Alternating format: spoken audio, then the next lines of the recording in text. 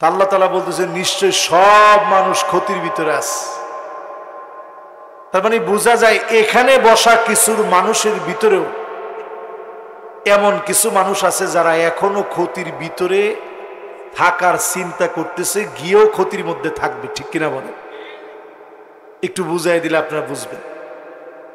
ওয়াকানাল ইনসানু আজুলা, আল্লাহ বলেন মানুষ বড় তাড়াহুড়া করে। মানুষের ভিতরে তাড়াহুড়া কম না বেশি? কিরকম তাড়াহুড়া মানুষের ভিতরে একটু দেখছি তো আমরা। 16 বছর যারা ক্ষমতায় ছিল এদের ভিতরে মোটেও তাড়াহুড়া ছিল না।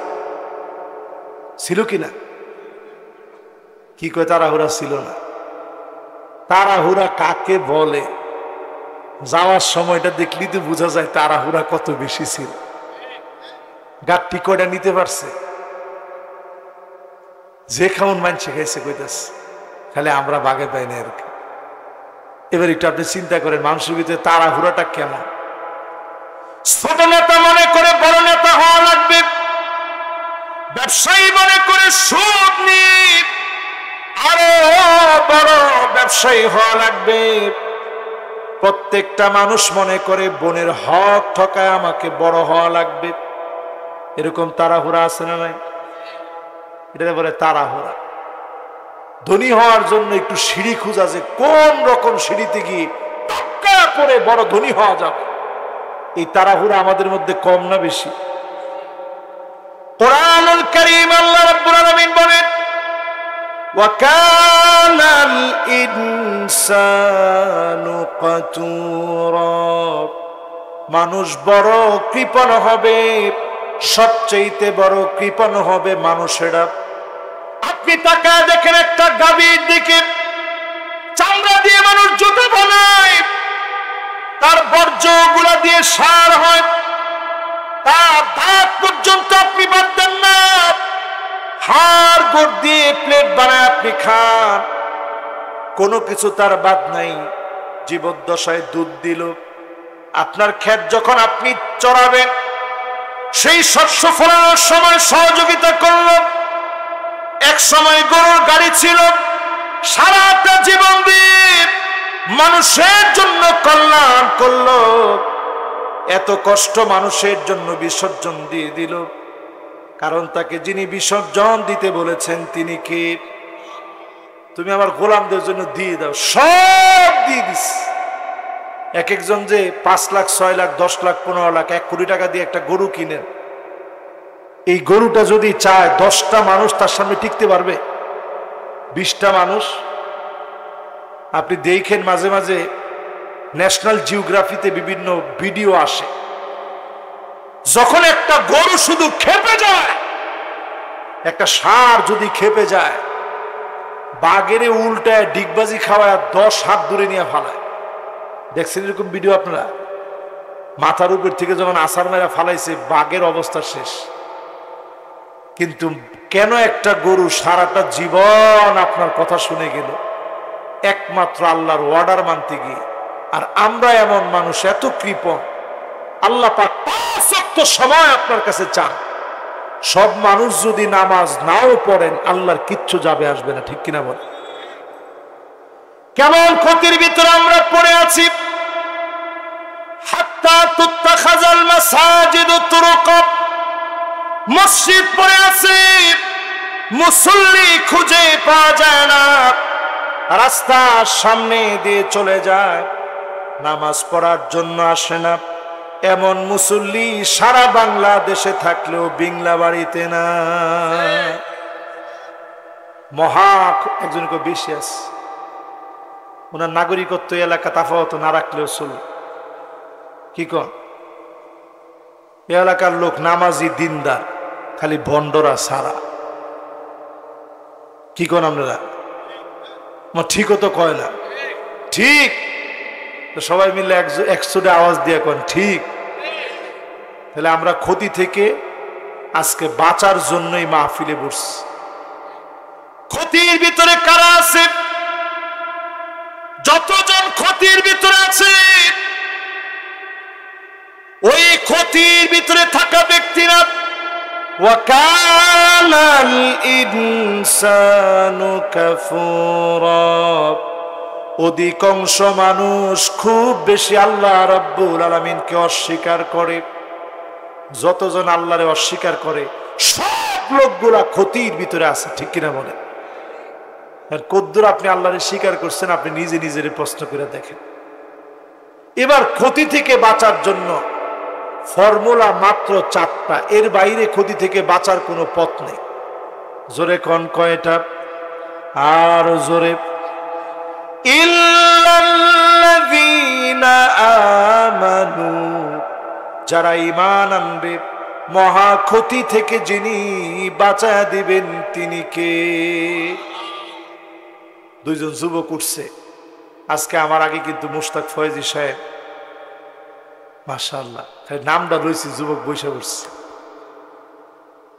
কারণ যুবক চিন্তা করছে উপায় নাই, মুশতাক ফয়েজি সাহেব যে ডায়লগ দিছে এই ডায়লগ এখন মুখে মুখে ভাইরাল হয়ে গেছে। এই যুবক চিন্তা করছে এই হুজুরও জানি কোনটা কয়, পরে হেঁটেও ভাইরাল হয়ে যাবে, আজকে আর দরকার নাই। উমা কইতে কইতে তো আরেকজনে চিন্তা করে লাইছে কিও। মাশাআল্লাহ, আপনারা সবাই আছেন তো ইনশাআল্লাহ? ক্ষতি থেকে বাঁচার জন্য কয়টা জিনিস লাগবে? এবার কি কি ক্ষতি পৃথিবীর দিকে আসতেছে আরেকটু শুনাই আপনাদের। বর্তমান পৃথিবীর জরিপ আজকে কয় তারিখ জানেন? উমা তো কইতে না, কয় তারিখ? নভেম্বরের কয় তারিখ? নভেম্বরের 2 তারিখ 2024। পরিসংখ্যান বলছে এই পৃথিবীতে শুধু মার খাচ্ছে এমন মুসলমানের সংখ্যা 2 কোটি। কয় কোটি? শুধুমাত্র শরণার্থী হয়ে আছে, ঘর নাই, বাড়ি নাই, ছাদ নাই, কিছু নাই, বিভিন্ন দেশে শরণার্থী হয়ে ঘুরছে 20 কোটি মুসলমান। 2 কোটি মার খাচ্ছে, 20 কোটি মুসলমান শরণার্থী হয়ে আছে। শুধু চীনের দিকে তাকায় দেখে, আমার তুর্কিস্তান নামে স্বাধীন একটা ভূখণ্ড ছিল, ঠিক যেভাবে বাংলাদেশ এমন একটা দেশ ছিল তুর্কিস্তান। ওইখানের অনেক ছাত্রদের সঙ্গে মিশরে আমি পড়ছি, দেখতাম সুন্দর দাড়ি, কিন্তু যখনই বাড়িতে যাওয়ার সময় হইতো পুরা ক্লিন শেভ। আমি বলতাম, একদিন একজনের হাত ধরে বলছি, ভাই দাড়িতে তোমার এত সুন্দর লাগে, এত সুন্দর দাড়িগুলা তুমি কেটে ফেললা কেন? ছেলেটা আমার হাত ধরে কেঁদে ফেলেছে, বলতেছে আমি যেখানে যাচ্ছি একটা কাগজের দাম আছে, আল আজহারে পড়ার কোনো দাম নাই। আমি যদি সেখানে দাড়ি নিয়ে যাই, হতে পারে তারা আমাকে আটকায় রেখে জীবনে আর কোনোদিন আসতেই দিবে না। এই জন্য সব দাড়ি কেটে ফেলছি, তাদের মতো মুছ রাখছি, ছোট্ট করে এখানে একটুখানি মুছ রাখছে। সেই ছেলে আমারে বলতেছিল, আমি এইভাবে কোরআন মুখস্থ করছি, আমার উস্তাদ আমার পাশে বসা ছিল বাসের সিটের ভিতর, বাসের সিটে 2 জন পাশাপাশি বসে একজন আরেকজনকে শোনাইতাম, উস্তাদ পড়তো আমি শুনতাম, উস্তাদের মুরাজা হতো, আর আমি পড়তাম উস্তাদ শুনতো, আমার মুরাজা হতো। এভাবে করতে করতে আল্লাহর কোরআন মুখস্থ করছি। জোরে কোন আল্লাহু আকবার। একদিকে চাকরি করছি, অন্যদিকে কোরআন মুখস্থ করছি। একদিকে চাকরি করছি, অন্যদিকে কোরআন মুখস্থ করছি। দরজার ভিতরে বাহির থেকে তালা মারা, ভিতরে কোরআন তেলাওয়াত চলতেছে। মাটি খুঁড়ে ওই মাটির ভিতরে বসে বসে একটা গুহার ভিতরে বসে কোরআন তেলাওয়াত করছে। এইভাবে আল্লাহ কোরআনকে টিকায় রাখছে। সেই চীনের দিকে তাকায় দেখেন, তুর্কিস্তানের প্রায় 5000-এর উপরে মসজিদ। এই মসজিদগুলো মাটির সাথে মিশায় দিয়ে আমার মসজিদগুলোকে তারা ডান্স ক্লাব, মদের বার, কমিউনিস্টরা আমার মসজিদগুলোকে ধ্বংস করে দিয়ে এক একটা মদের বার বানিয়ে দিয়েছে। ও মুসলমান, এখনো যদি জাগ্রত না হন, আমার ভাগ্যেও ওই দিন আসতে পারে, ঠিক কিনা বল? কোন ব্যক্তির নামে কসম করা যাবে না, যদি কসম করতে হয় একমাত্র আল্লাহর নামে কসম করা লাগবে। এখন আল্লাহ কসম করবে কার নামে? আল্লাহর চাইতে বড় কি কেউ আছে? আল্লাহর চাইতে বড় কেউ নেই। আল্লাহ কার নামে কসম করবে? আল্লাহ কসম করেন এমন জিনিসের নামে যার বাস্তবতা পৃথিবীর কেউ অস্বীকার করতে পারে না। জোরে কোন আল্লাহু আকবার। ইল্লাম তাক্তাকাতা, সময়ের দাম আপনি কেটে দিতে পারবেন না। সময়কে যদি আপনি কাজে না লাগান, সময় ঠিকই ফুরায় যাবে। আর সময়কে যদি আপনি কাজে লাগান, যিনি আপনাকে সময়ের গুরুত্বের কারণে বড় বানায় দিবেন তিনি কে? আমরা সবসময় একটা কথা বলি, জিজ্ঞাসা করলে কেমন আছেন? আলহামদুলিল্লাহ ভালো আছি। এরপরেই যদি জিজ্ঞাসা করি ভাই দিনকাল কেমন যাচ্ছে, কয় হুজুর সময়টা ভালো না। কি বলি? আজকে থেকে এই কথার একজনও বলবেন না। এই কথাটা বলা একটা কবিরা গুনাহ। আপনারা বলবেন হুজুর এটা কিরকম কথা, জিন্দিগি তো এটা শুনি নেই। আল্লাহর নবী বলেন লা তাসুব্বুদ দাহর ফাইন্নাদ দাহর হুয়া আল্লাহ। খবরদার সময়কে গালি দিও না, কারণ এই সময়কে যিনি নিয়ন্ত্রণ করেন তিনি কে? এখন একটা লোক কালা, আপনি যদি বলেন এই কাল্লার ঘরে কাল্লা চুপ থাক, লোকটা খুশি হবে? কেমন বেজার হইব? ক্ষমতা থাকলে আমনের সোজা থাকার কোনো উপায় নেই। তাহলে এই লোকটারে কালো বলার কারণে এই লোকটা শুধু ব্যথা পায় নাই, ব্যথা পাইছেন কে? সময়কে গালি দেওয়া যাবে না। আল্লাহর নবী সময়কে কেমন হারাতেন? ইন্তেকালের মাত্র 10 দিন বাকি, নবীজি দুনিয়া থেকে বিদায় নিয়ে চলে যাবেন। সাহাবায়ে কেরাম বুঝে ফেলছেন আর বেশি দিন মনে হয় নবীজি দুনিয়াতে নাই। ইন্তেকালের আর 10 দিন বাকি। কেডা ডাহে? কেডা? সাহস তো কম না, বুঝছেন আর কি? আমরা আছেন তো ইনশাল্লাহ? ইনশাল্লাহ। আমরা খুব বেশি লম্বা সময় আপনাদেরকে কষ্ট দিব না। এই ধরেন আর ঘন্টা খানিক একটু আপনারা থাকবেন তো ইনশাল্লাহ। আধা ঘন্টা কিন্তু হয়ে গেছে। আধা ঘন্টার ভিতরে কয়টা সবক হয়েছে? দোয়া করার শুরুতে আলহামদুলিল্লাহ, শেষে দুরূদ শরীফ। যিনি দোয়া কবুল করবেন তিনি কে? সূরা আসরের ভিতরে আয়াত কয়টা? একটু জোরে কোন। শব্দ কয়টা? অক্ষর কয়টা? আমি দেখি যে মাশাআল্লাহ ছোট ছোট বাচ্চারাও এটা মুখস্থ করে ফেলছে। সার্থকতা এইটা। কিন্তু ওয়াজের ভিতরে বৈশা এখন ওয়াজের চাইতে হাসির খোরাকটা বেশি হয়। এগুলো আমরা কখনো করব না, করার পক্ষেও না। ইসলাম এগুলোকে সমর্থন করে না। এটা খুব গুরুগম্ভীর একটা মঞ্চ। এখানের প্রধান সমন্বয়ক ছিলেন নবী করিম সাল্লাল্লাহু আলাইহি ওয়াসাল্লাম।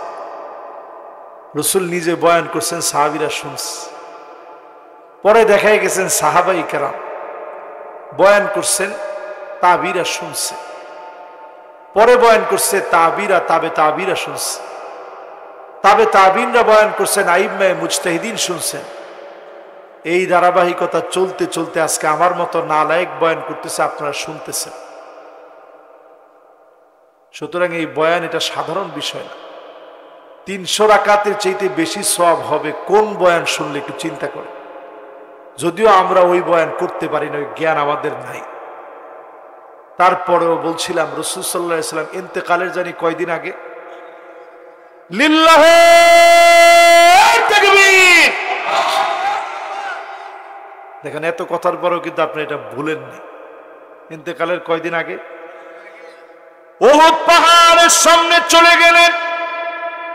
যেই উহুদের প্রান্তে আমির হামজা ঘুমায় আছে। জীবনে কোনদিন নবীজি বাপকে দেখে নাই। যেই চাচার চেহারার ভিতরে বাপের চেহারা নবী খুঁজতেন, সেই চাচাকে শহীদ করা হয়েছে, নাক কেটে ফেলা হয়েছে, কান কেটে ফেলা হয়েছে। নবীজির মনটা বড় দুর্বল হয়ে গেছে। সেই আমির হামজা সহ সাহাবীরা শহীদ হয়ে যেই প্রান্তে ঘুমায়, যেই প্রান্তে শুয়ে আছে, আল্লাহর নবী ইন্তেকালের 10 দিন আগে চলে গেলেন। একটা সালাম দিয়ে ডাক দিয়ে বললেন, আসসালামু আলাইকুম দার কওমিন মুমিনিন আতাকুম মা তুআদুন গাদাম মুআজ্জালুন ওয়া ইন্না ইনশাআল্লাহু বিকুম লাহিকুন। ও আমার সাহাবীরা, দ্বীনের জন্য যারা শহীদ হয়ে গেল, জীবন দিয়ে দিলাম, আল্লাহর ওয়াদা পুরাপুরি তোমরা পেয়েছো। অচিরে আমি নবী তোমাদের সঙ্গে মিলিত হয়ে যাব। দুনিয়াতে আর বেশি দিন আমি নাই, আল্লাহর ওয়াদা গুলা পুরাপুরি পেয়ে যাব। আল্লাহর নবী, বিশ্ব নবী দুনিয়া থেকে চলে যাওয়ার আগে ইন্তেকালে 10 দিন পূর্বে সময়কে কাজে লাগানোর জন্য উহুদ প্রান্তে চলে গিয়ে নবীজি কাঁদলেন। জোরে বলেন আল্লাহু আকবার। আমার আপনার বাড়ির পাশে কবর আছে না নাই? কয়দিন কবরের সামনে দিয়ে যাওয়ার সময় আপনার কাছে মনে হয়েছে এই কবর আমার শেষ ঠিকানা হবে?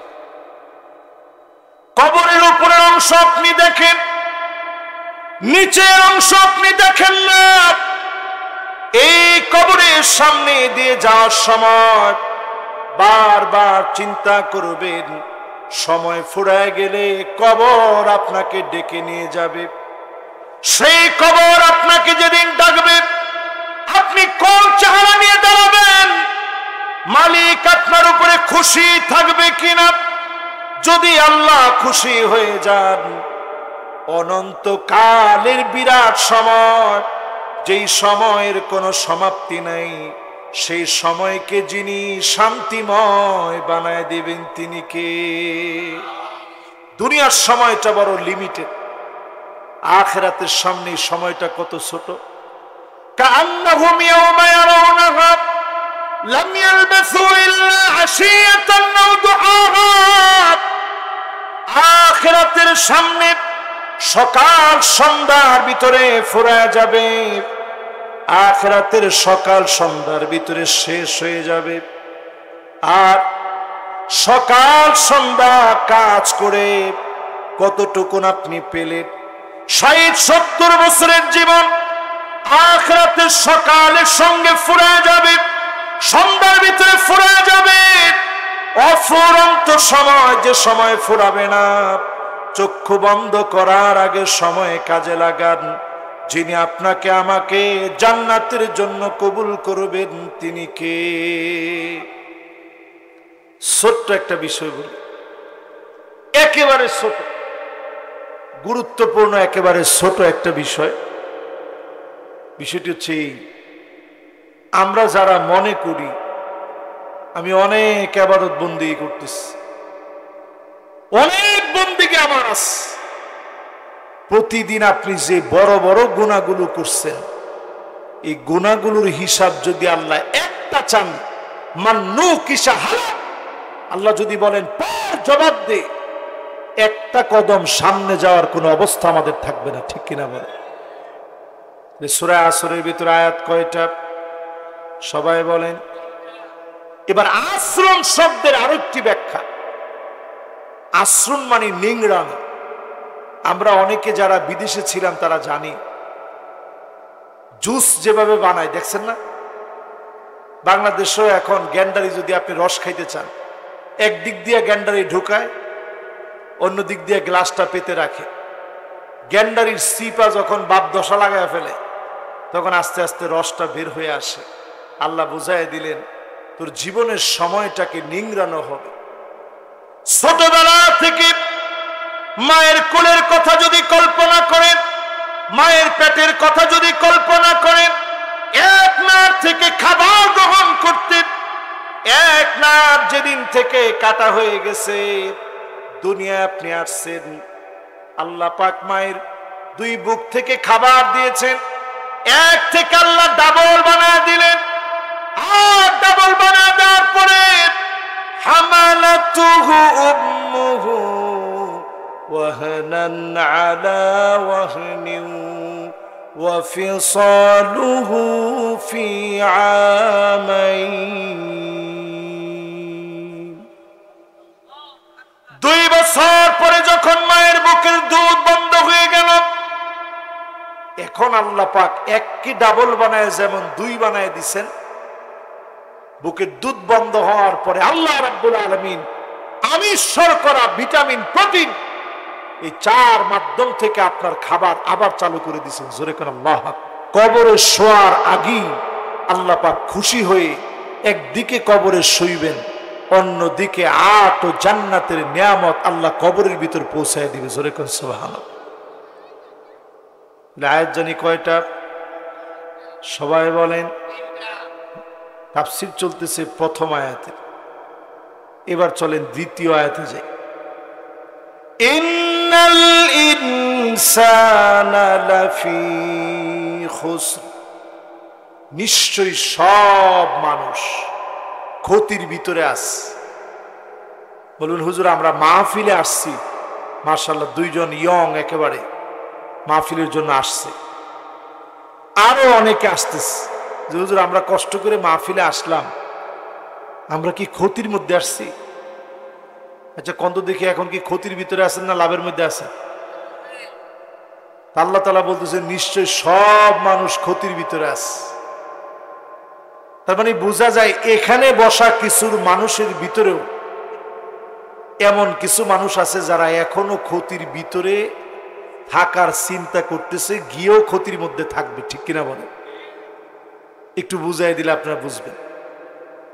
ওয়াকানাল ইনসানু আজুলা, আল্লাহ বলেন মানুষ বড় তাড়াহুড়া করে। মানুষের ভিতরে তাড়াহুড়া কম না বেশি? কিরকম তাড়াহুড়া মানুষের ভিতরে একটু দেখছি তো আমরা। 16 বছর যারা ক্ষমতায় ছিল এদের ভিতরে মোটেও তাড়াহুড়া ছিল না। ছিল কিনা? কি কয় তাড়াহুড়া ছিল না? তাড়াহুড়া কাকে বলে? যাওয়ার সময়টা দেখলি তো বোঝা যায় তাড়াহুড়া কত বেশি ছিল।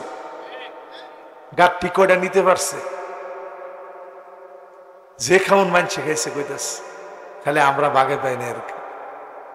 এবার একটু আপনি চিন্তা করেন মানুষের ভিতরে তাড়াহুড়াটা কেমন? ছোট নেতা মনে করে বড় নেতা হওয়া লাগবে, ব্যবসায়ী মনে করে সুদ নিয়ে আরো বড় ব্যবসায়ী হওয়া লাগবে, প্রত্যেকটা মানুষ মনে করে বোনের হক ঠকায় আমাকে বড় হওয়া লাগবে। এরকম তাড়াহুড়া আছে না নাই? এটা বলে তাড়াহুড়া। ধনী হওয়ার জন্য একটু সিঁড়ি খুঁজা, যে কোন রকম সিঁড়িতে গিয়ে টাকা করে বড় ধনী হওয়া যাবে। এই তাড়াহুড়া আমাদের মধ্যে কম না বেশি? কোরআনুল কারীম আল্লাহ রাব্বুল আলামিন বলেন ওয়াকানাল ইনসানু কাতুরা, মানুষ বড় কৃপণ হবে, সবচেয়ে বড় কৃপণ হবে মানুষেরা। আপনি তাকায় দেখেন একটা গাভীর দিকে, চামড়া দিয়ে মানুষ জুতো বানায়, তার বর্জ্যগুলা দিয়ে সার হয়, তার দাঁত পর্যন্ত আপনি বাদ দেন না, হাড় গোড় দিয়ে প্লেট বানায় আপনি খান, কোনো কিছু তার বাদ নাই। জীবদ্দশায় দুধ দিল, আপনার ক্ষেত যখন আপনি চড়াবেন সেই শস্য ফলানোর সময় সহযোগিতা করল। এক সময় গরুর গাড়ি ছিল, সারাটা জীবন দিয়ে মানুষের জন্য কল্যাণ করলো, এত কষ্ট মানুষের জন্য বিসর্জন দিয়ে দিল। কারণ তাকে যিনি বিসর্জন দিতে বলেছেন তিনি কে? তুমি আমার গোলামদের জন্য দিয়ে দাও, সব দিয়ে দিস। এক একজন যে 5 লাখ 6 লাখ 10 লাখ 15 লাখ 1 কোটি টাকা দিয়ে একটা গরু কিনেন, এই গরুটা যদি চায় 10টা মানুষ তার সামনে টিকতে পারবে? 20টা মানুষ? আপনি দেখেন মাঝে মাঝে ন্যাশনাল জিওগ্রাফিতে বিভিন্ন ভিডিও আসে, যখন একটা গরু শুধু খেপে যায়, একটা ষাঁড় যদি খেপে যায়, বাঘেরে উল্টায় ডিগবাজি খাওয়ায় 10 হাত দূরে নিয়ে ফালায়। দেখছেন এরকম ভিডিও আপনারা? মাথার উপর থেকে যখন আছাড় মেরা ফালাইছে, বাঘের অবস্থা শেষ। কিন্তু কেন একটা গরু সারাটা জীবন আপনার কথা শুনে গেল? একমাত্র আল্লাহর অর্ডার মানতে গিয়ে। আর আমরা এমন মানুষ, এত কৃপণ, আল্লাহ পাক 5 ওয়াক্ত সময় আপনার কাছে চান। সব মানুষ যদি নামাজ নাও পড়েন, আল্লাহর কিচ্ছু যাবে আসবে না, ঠিক কিনা বলেন? কেমন ক্ষতির ভিতরে আমরা পড়ে আছি। হাত্তা তুত্তাখাযাল মাসাজিদু তুরুকা, মসজিদ পড়ে আছে, মুসল্লি খুঁজে পাওয়া যায় না, রাস্তার সামনে দিয়ে চলে যায়, নামাজ পড়ার জন্য আসে না। এমন মুসল্লি সারা বাংলাদেশে থাকলেও বিংলা বাড়িতে না। মহা একজন বেশি আছে, ওনার নাগরিকত্ব এলাকা তাফাওয়াত না রাখলেও চলবে। কি কন? এ এলাকার লোক নামাজি দিনদার, খালি ভণ্ডরা সারা। কি কন আপনারা? ঠিকও তো কয় না, ঠিক। সবাই মিলে একশোটা আওয়াজ দিয়ে কন ঠিক। তাহলে আমরা ক্ষতি থেকে আজকে বাঁচার জন্যই মাহফিলে বসছি। ক্ষতির ভিতরে কারা আছে?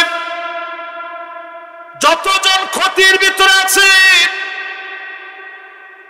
ওই ক্ষতির ভিতরে থাকা ব্যক্তিরা ওয়াকানাল ইনসানু কাফুরা, অধিকাংশ মানুষ খুব বেশি আল্লাহ রাব্বুল আলামিনকে অস্বীকার করে। যতজন আল্লাহরে অস্বীকার করে, সব লোকগুলা ক্ষতির ভিতরে আছে, ঠিক কিনা বলেন? আর কদ্দুর আপনি আল্লাহরে স্বীকার করছেন, আপনি নিজে নিজের প্রশ্ন করে দেখেন। এবার ক্ষতি থেকে বাঁচার জন্য ফর্মুলা মাত্র 4টা, এর বাইরে ক্ষতি থেকে বাঁচার কোনো পথ নেই। জোরে কোন কয়টা? আর জোরে। ইল্লাল্লাযীনা আমানু, যারা ঈমান আনবে, মহা ক্ষতি থেকে যিনি বাঁচায় দিবেন তিনি কে? 2 জন যুবক উঠছে আজকে আমার আগে, কিন্তু মুশতাক ফয়েজি সাহেব, মাশাআল্লাহ, নামটা রয়েছে, যুবক বৈশা করছে। কারণ যুবক চিন্তা করছে উপায় নাই, মুশতাক ফয়েজি সাহেব যে ডায়লগ দিছে, এই ডায়লগ এখন মুখে মুখে ভাইরাল হয়ে গেছে। এই যুবক চিন্তা করছে এই হুজুরও জানি কোনটা কয়, পরে এটাও ভাইরাল হয়ে যাবে, আজকে আর দরকার নাই। ওমা কইতে কইতে তো আরেকজনে চিন্তা করে লাইছে, কিও মাশাআল্লাহ। আপনারা সবাই আছেন তো ইনশাআল্লাহ? ক্ষতি থেকে বাঁচার জন্য কয়টা জিনিস লাগবে? এবার কি কি ক্ষতি পৃথিবীর দিকে আসতেছে আরেকটু শোনায় আপনাদের। বর্তমান পৃথিবীর জরিপ আজকে কয় তারিখ জানেন? ওমইটা তো কইতে না, কয় তারিখ? নভেম্বরের কয় তারিখ? নভেম্বরের 2 তারিখ 2024। পরিসংখ্যান বলছে এই পৃথিবীতে শুধু মার খাচ্ছে এমন মুসলমানের সংখ্যা 2 কোটি। কয় কোটি? শুধুমাত্র শরণার্থী হয়ে আছে, ঘর নাই, বাড়ি নাই, ছাদ নাই, কিছু নাই, বিভিন্ন দেশে শরণার্থী হয়ে ঘুরছে 20 কোটি মুসলমান। 2 কোটি মার খাচ্ছে, 20 কোটি মুসলমান শরণার্থী হয়ে আছে। শুধু চীনের দিকে তাকায় দেখে, আমার তুর্কিস্তান নামে স্বাধীন একটা ভূখণ্ড ছিল, ঠিক যেভাবে বাংলাদেশ, এমন একটা দেশ ছিল তুর্কিস্তান। ওইখানের অনেক ছাত্রদের সঙ্গে মিশরে আমি পড়ছি, দেখতাম সুন্দর দাড়ি,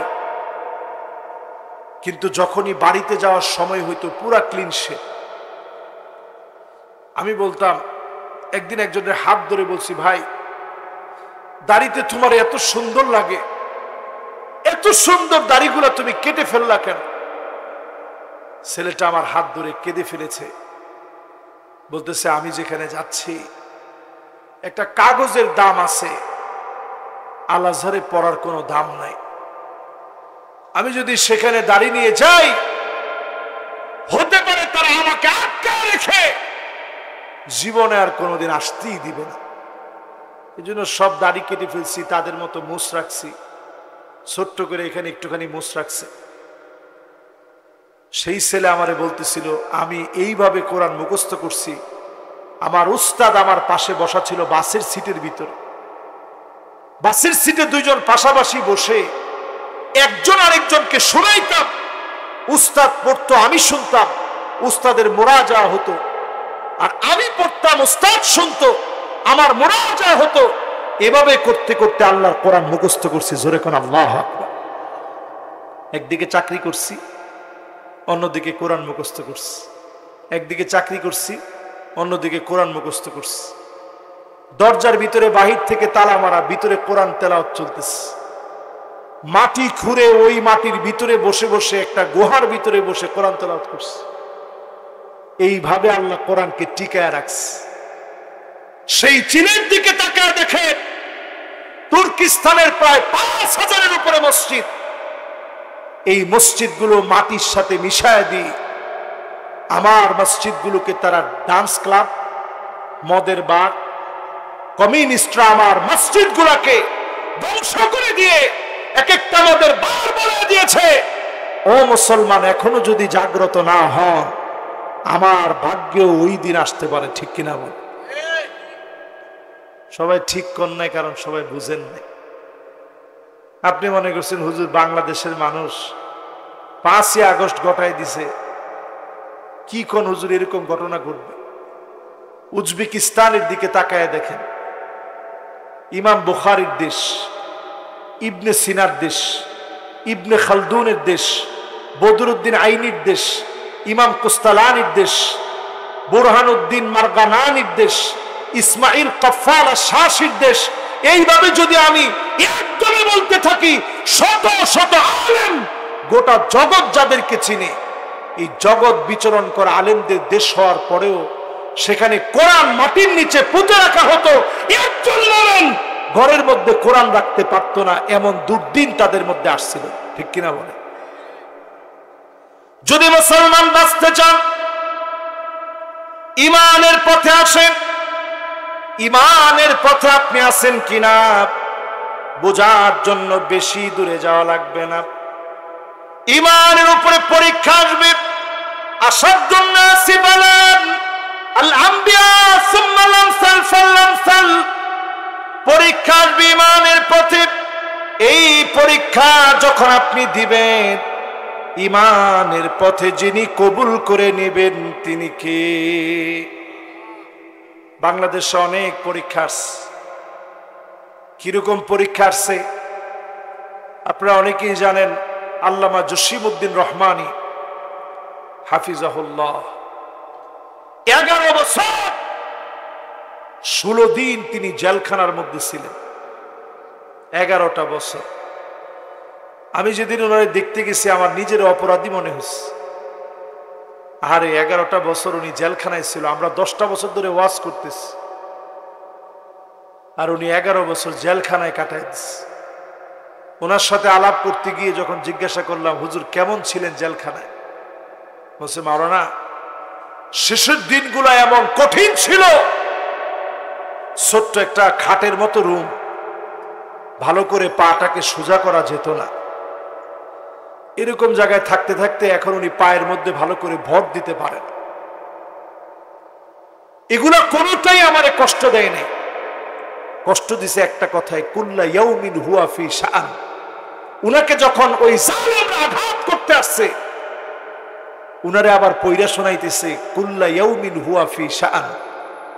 আল্লাহ এখন আল্লাহর কাজ নিয়ে ব্যস্ত আছে, কাজে আপনারে পিটাইলে আল্লাহ শুনবে না। জোরে কোন নাউজুবিল্লাহ।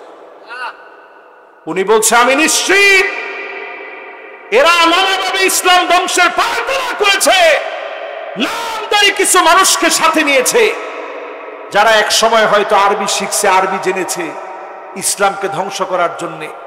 স্পষ্ট সে আরবিতে বলতেছে কুল্লা ইয়াউমিন হুয়া ফি শান, আল্লাহ আল্লাহর কাজে ব্যস্ত আছে, আল্লাহ আপনার ডাক শুনবে না।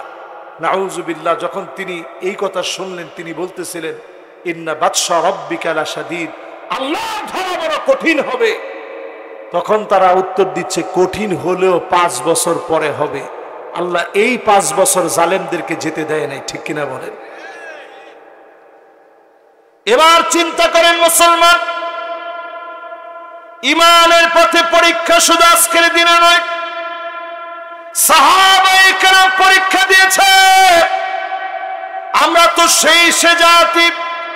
খালিদ বিন ওয়ালিদ পারস্যের সম্রাটের কাছে চিঠি লিখেছে, আসলিম তাসলাম 2 বার চিঠি লিখেছে, ইসলাম গ্রহণ করো শান্তি পাবে।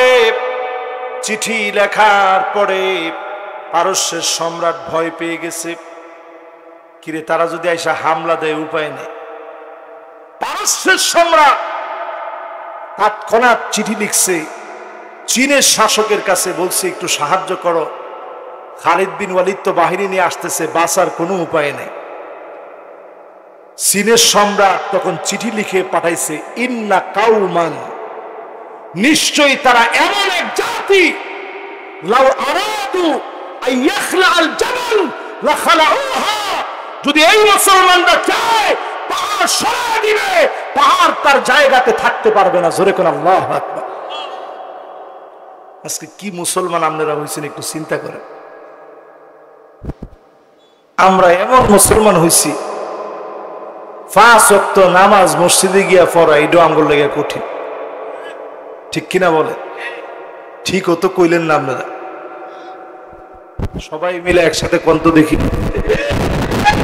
আওয়াজটা সবাই মিলে ইমানের তাগিদে হতে হবে। সবাই বলেন তো দেখি। 5 ওয়াক্ত নামাজ আজকে থেকে পড়বেন, রাজি আছেন ইনশাআল্লাহ? ইমানের দাবি পূরণ করবেন, 1 নাম্বার। 2 নাম্বার ওয়া আমিলুস সালিহাত, আমলে সালেহ যারা করবে, নেক আমল যারা করবে। বড় দুঃখজনক সত্য, আমাদের দেশের অনেক মানুষ এখনো দাড়ি রাখাটাকে সওয়াবের কাজ বলে মনে করে না, ঠিক কিনা বলে? এটা আরেকটু আমরা জোরে কন্ত দেখি। দাড়িকে আজকে থেকে রাখবেন? দাড়ি রাখা কি মুস্তাহাব? দাড়ি রাখা ওয়াজিব। সবাই বলেন কি হুজুর এটা ওয়াজিব কেন? রাসূল হাদিসের ভিতরে বলছে জুজ্জু শাওয়ারিব ওয়ারখুল্লাহ, মুসখাটো করো, দাড়ি নিচের দিকে ছেড়ে দাও। আপনি এই 1 মুষ্টির পরে আপনি কাটতে পারবেন, এর আগে কাটার কোনো সুযোগ, জোরে বলেন সুযোগ। আর যারা ক্লিন শেভ করতেছেন প্রতিনিয়ত আপনি হারামের উপরে আছেন। আমরা যখন আরব দেশে গেছি তখন আরব দেশে দেখছি অনেক আলেম ওলামা এরকম ক্লিন শেভ করা। আমাদের কাছে তখন একটা জবাব ছিল, মিশরের ভয়াবহতা এমন ছিল, দাড়ি রাখলেই তাকে মুসলিম ব্রাদারহুড বলে তার উপরে টর্চার করা হতো। আমাদের বাংলাদেশেও দাড়ি টুপিওয়ালা দেখলেই মৌলবাদী বলে একসময় গালি দেওয়া হতো, ঠিক কিনা বলে?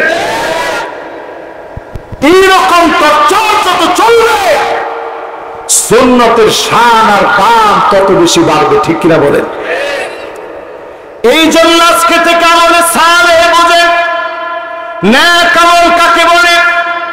একজনকে দেখে মুস্কে হাসি দিলে ওই দিনে সবচেয়ে সওয়াবের কাজ, এই কাজকে যিনি